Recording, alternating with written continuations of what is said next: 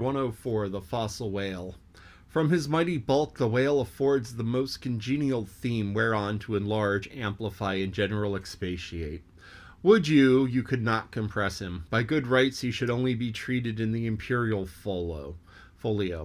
Not to tell over again his furlongs from spiracle to tail, and the yards he measures about his waist. Only think of the gigantic involutions of his intestines, where they lie in him like great cables and hawsers coiled away in the subterranean orlop deck of a line of battleship. Since I have undertaken to manhandle this Leviathan, it behooves me to approve myself omnisciently exhaustive in the enterprises, not overlooking the minutest seminal germs of his blood and the spinning him out of the uttermost coil of his bowels. Having already described him in his most presently habitatory and anatomical peculiarities, it now remains to magnify him in an archaeological, fossiliferous, and antediluvian point of view. Applied to any other creature than the Leviathan, to an ant or a flea, such portly terms might justly be deemed unwarrantably grandiloquent. But when the Leviathan is the text, the case is altered. Fain am I to stagger to this enterprise under the weightiest words of the dictionary. And here be it said that whenever it has been convenient to consult one course of these dissertations, I have invariably used a huge quarto edition of Johnson, expressly purchased for that purpose, because that famous lexicographer's uncommon personal bulk more fitted him to compile a lexicon to be used by a whale author like me. One often hears of writers that rise and swell with their subject, though it may seem but an ordinary one. How then with me, writing of this Leviathan? Unconsciously my chirography expands in the placard capitals. Give me a condor's quill. Give me a Vesuvius's crater for an inkstand. Friends, hold my arms. From the mere act of penning my thoughts of this Leviathan they weary me, and make me faint with their outreaching comprehensiveness of sweep, as if to include the whole circle of the sciences and all the generations of whales and men and mastodons past, present, and to come, with all the revolving panoramas of empire on earth, and throughout the whole universe, not excluding its suburbs. Such and so magnifying is the virtue of a large and liberal theme, we expand to its bulk. To reproduce a mighty book, you must choose a mighty theme. No great and enduring volume can ever be written on the flea, though there are many who have tried it. Ere entering upon the subject of fossil whales, I present my credentials as a geologist, by stating that in my miscellaneous time I have been a stonemason and also a great digger of ditches, canals and wells and wine vaults, cellars and cisterns of all sorts. Likewise, by way of preliminary, I desire to remind the reader that whether in earlier geological strata there are found fossils of monsters now almost completely extinct, the subsequent relics discovered in what are called the tertiary formations seem the connecting, or at any rate intercepted, links between those antichronical creatures and those whose remote posterity are said to have entered the ark. All the fossil whalers hitherto discovered belong to the tertiary period, which is the last preceding the superficial formations. And though none of them precisely answer to any known species of the present time, they are yet sufficiently akin to them in general respects to justify their taking rank as cetacean fossils. Detached broken fossils of pre-Adamite whales, fragments of their bones and skeletons, have within 30 years past, at various intervals, been found at the base of the Alps, in Lombardy, France, and England, and Scotland, and the states of Louisiana, Mississippi, and Alabama. Among the more curious of such remains is part of a skull which, in the year 1779, was disinterred in the Rue Dauphine in Paris, a short street opening almost directly upon the Palace of Tuileries, and the bones disinterred in excavating the great docks of Antwerp in Napoleon's time. Cuvier pronounced these fragments to have belonged to some utterly unknown leviathantic species, but by far the most wonderful of the cetacean relics was the almost complete vast skeleton of an extinct monster, found in the year 1842 on the plantation of Judge Cray in Alabama. The awe-stricken credulous slaves in the vicinity took it for the bones of one of the fallen angels. The Alabama doctors declared it a huge reptile and bestowed upon it the name of Basilosaurus. but some specimen of bones it being taken across the sea to Owen, the English anatomist, it turned out that this alleged reptile was a whale, though of a departed species. A significant illustration of that fact, again and again repeated in this book, that the skeleton of the whale furnishes but little clue to the shape of his fully invested body. So Owen rechristened the monster Zeuglodon, and his paper, read before the London Geological Society, pronounced it in substance one of the most extraordinary creatures which the mutations of the globe have blotted out of existence. When I stand among these mighty leviathan skeleton skulls, tusks, jaws, ribs, and vertebrae, all characterized by partial resemblances to the existing breed of sea monsters, but at the same time bearing on the other hand similar affinities to the annihilated anti-chronicle leviathans, their incalculable seniors, I am, by a flood, borne back to that wondrous period, ere time itself can be said to have begun. For time began with man. Here Saturn's gray chaos rolls over me, and I obtain dim, shuddering glimpses into these polar eternities, when wedged bastions of ice pressed hard upon what are now the tropics, and in all the 25,000 miles of the world's circumference, not an inhabitable hand's breadth of land was visible. Then the whole world was the whale's and the king of creation, when he left his wake long along the present lines of the Andes and the Himalayas. Who can show a pedigree like Leviathan? Ahab's harpoon had shed older blood than the Pharaoh's. Methuselah seems a schoolboy. I could look around to shake hands with Shem.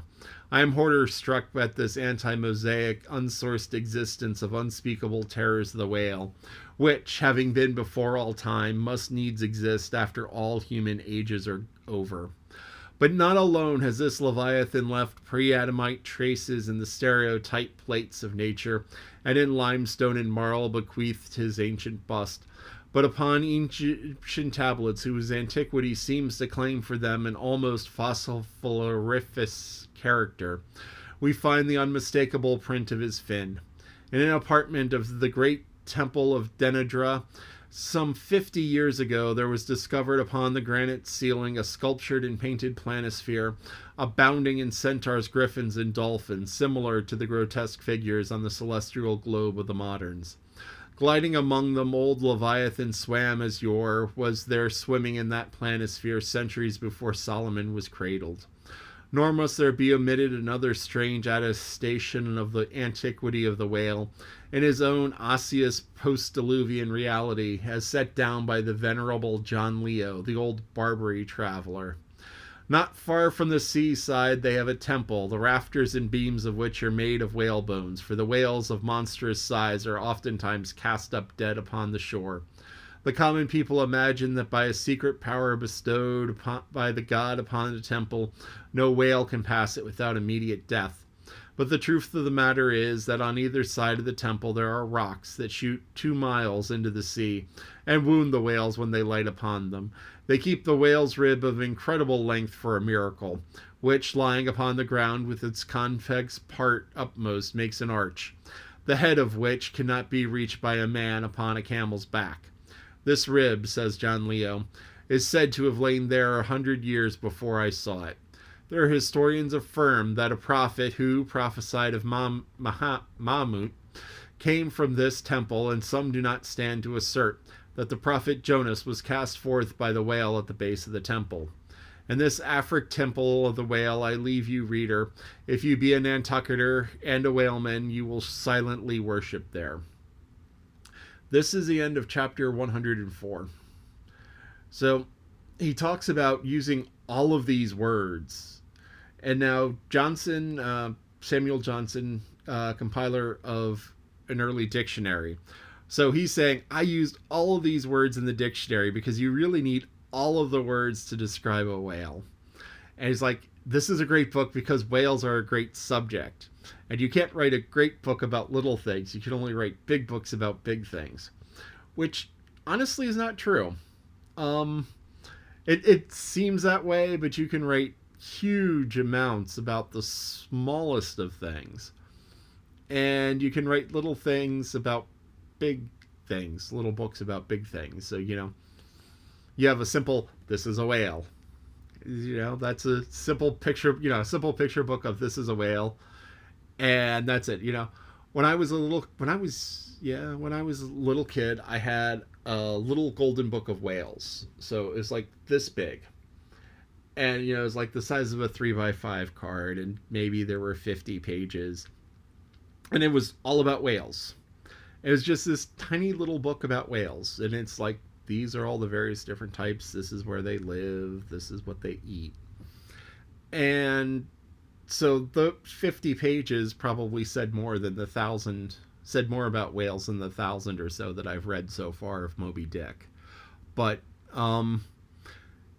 here he is. He's talking. Oh, you can only make really grand, great books about grand, great things, and it's difficult to make them about little things. And that's kind of a writing challenge, where if you want to take something small and build it into something big, a lot of writing challenges are it's like, okay, you have this marble. Give me 1,000 words about the marble. And so, I had a writing class once. It's like teacher held up a marble. And that's how we started the writing class. He handed the marble around and everyone took it, looked at it, and wrote 1,000 words on this marble. And the 1,000 words were done in like an hour or something like that. So it's like everyone was just writing furiously to get in their 1,000 words about a marble. And it's like 5 pages, 7 pages. It's like all of a sudden it's like, okay, here's your 7 pages about a marble. Okay, that's a nice warm up. Now we're going to move on to real writing. But the idea that you need something really big to make a really big story isn't right. You can make big stories about little things and little stories about big things, and so that's not right. But it really, it shows his point that he's like, this is so awesome. Whales are great. Whales are huge. I'm going to write a big, huge book about whales and use all of the words. Now, I will admit there have been times where it's like, what does that word mean? And I've gone and I've looked them up. And it's like, okay, I understand. And it's like, this is one of those words that's like, I think he made some of them up. It's quite possible. A lot of words are just made up on the spot by the writer, and they just use it and everyone goes, okay, because they can figure out what it means from context. Shakespeare supposedly came up with like 1/10 of the English language. It's like there's this huge collection of words that he was the first person to ever write down. And a lot of other people who, the famous writers of the past, a lot of them were just like making up words left, right, and center to express a thought that isn't quite expressible. But yeah, whales are big, whales are old. Probably not quite as old as that. Well, individual whales aren't quite as old as that. And actually, as I've said before, they're pretty sure whales evolved from horses. So horses have been around for quite a while, and whales haven't been around quite as long, but whales have been around for a while.